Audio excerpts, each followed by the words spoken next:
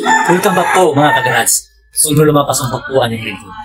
Si Boss Lodi Abdul Muhammad Mampang, GX naman, ang ating tutugunan ang kanyang tanong o request. Sabi niya, salamat sir, marami akong matutunan. Sir, baka pwede kang magbigay ng tips kasi ang hirap po makakita pag magagamit ng Darklas. Alright, salamat po Lodi, Boss Abdul Muhammad Mampang GX sa iyong request. Pero bago natin ito gawin, ay mag-intro muna tayo.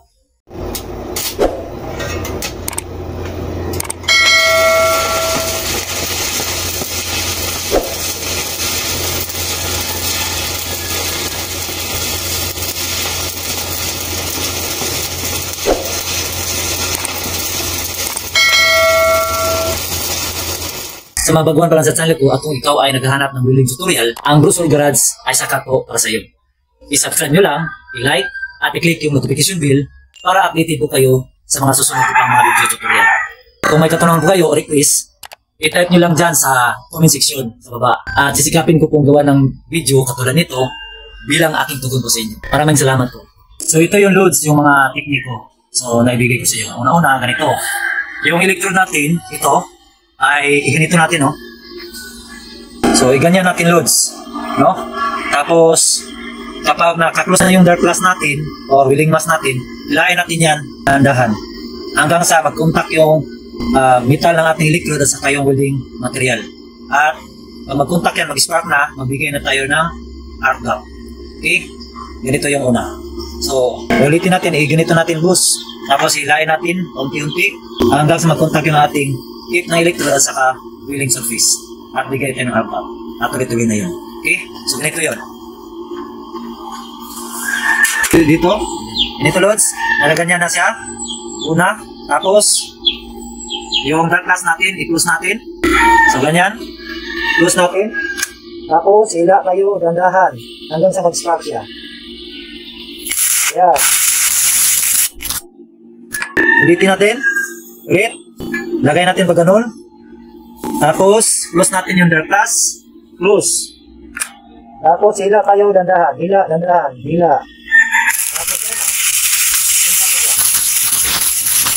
Okay? So, ganun lang, Lods. Yung una nating tips. At, yung pangalawa ay ganito.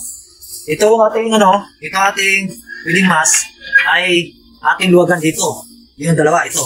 Luwagan natin. Ganun.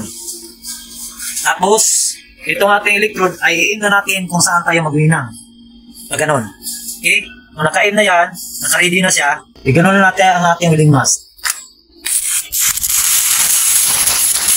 Yan na siya. Okay? Again. I-close natin yung ating welding mass. Pag ganito.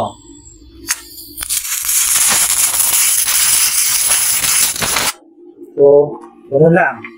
Yung pangalawang tips ko. So, yun yung tips kapag yung electrode na gamitin natin ay E6011 or di kaya E6013. Ganun ang ating gagawin. Pero kapag E7018, ang kailangan natin gawin loads ay itong dulo ng electrode, katulad nito, no? Ay ganun muna natin. Kasi pag i-welding natin to, hindi kagad magkontakto kasi nasilalim yung metal. So, ganun muna natin yung dulo, ganun, para pwede na natin gamitin yung dalawang tips na ibigay ko. Yung ganito. So, E7018 to. So, ito yun, i-ganon natin muna. Tapos, Darklas, i-close natin. Yung Darklas, i-close natin. Yung ating electrode, ganon. Tapos, yung ating Darklas o welding mass ay close natin. Hilahin natin, dandahan, hanggang sa mag-impact yan. Yan. Yan.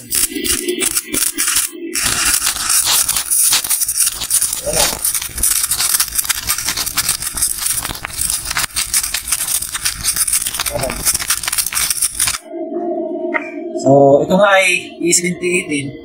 Pagkatapos natin magtinang pag E7018 yung electrode natin ay yung dulo ay ganunin natin. Okay?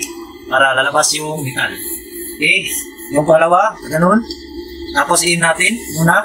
Tapos, Darklas close o bilingas. Tapos, bigay tayo na. Ayan na.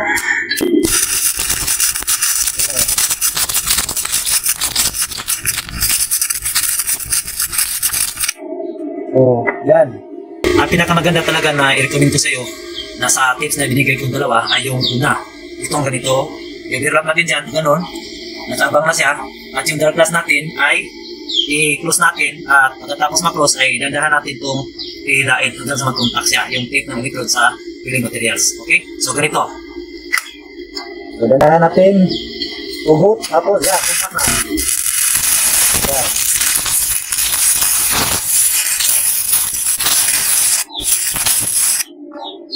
So, maganda talaga na matutunan mo ito, masanay ka nito, Lods, na nagamit ng dark class para sa ating safety ito, sa ating mata.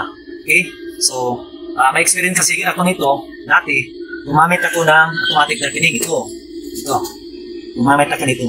Pero, yung battery niya, silalim, ay naglubat. So, hindi na siya makafunction yung automatic darkening.